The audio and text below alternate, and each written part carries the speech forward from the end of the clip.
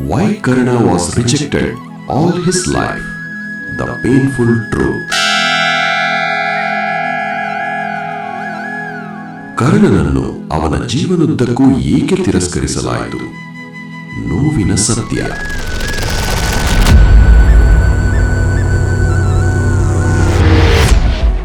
ಅವನು ಮಹಾನ್ ಯೋಧರಲ್ಲಿ ಒಬ್ಬನು.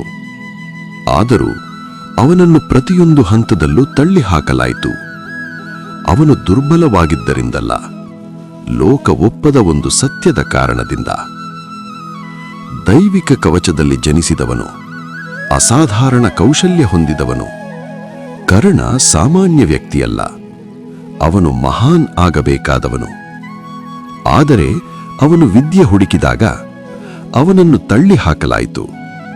ಅವನ ಪ್ರತಿಭೆಗೆ ಅಲ್ಲ, ಅವನ ಜನ್ಮಕ್ಕೆ ಕಾರಣವಾಗಿ. ಅವನು ಗುರುವನ್ನು ಕಂಡಾಗಲೂ ವಿಧಿ ಅವನನ್ನು ದ್ರೋಹಿಸಿತು. ಒಂದು ಶಾಪ, ಅವನ ಜೀವನದ ಅತ್ಯಂತ ಮುಖ್ಯ ಕ್ಷಣದಲ್ಲಿ ಅವನನ್ನು ನಾಶ ಮಾಡುವ ಶಾಪ. ಲೋಕದ ಮುಂದೆ ಅವನನ್ನು ಅವಮಾನಿಸಲಾಯಿತು.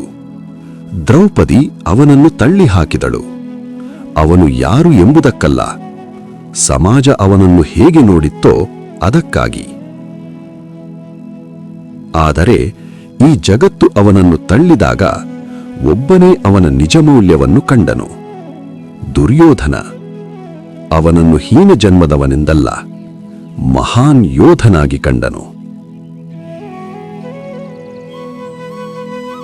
ಕರ್ಣನು ದುರ್ಬಲನಾಗಿದ್ದರಿಂದ ತಳ್ಳಲ್ಪಟ್ಟವನು ಅಲ್ಲ, ಸಮಾಜ ಅವನ ನಿಜ ಸತ್ಯವನ್ನು ಭಯಪಟ್ಟದ್ದರಿಂದ.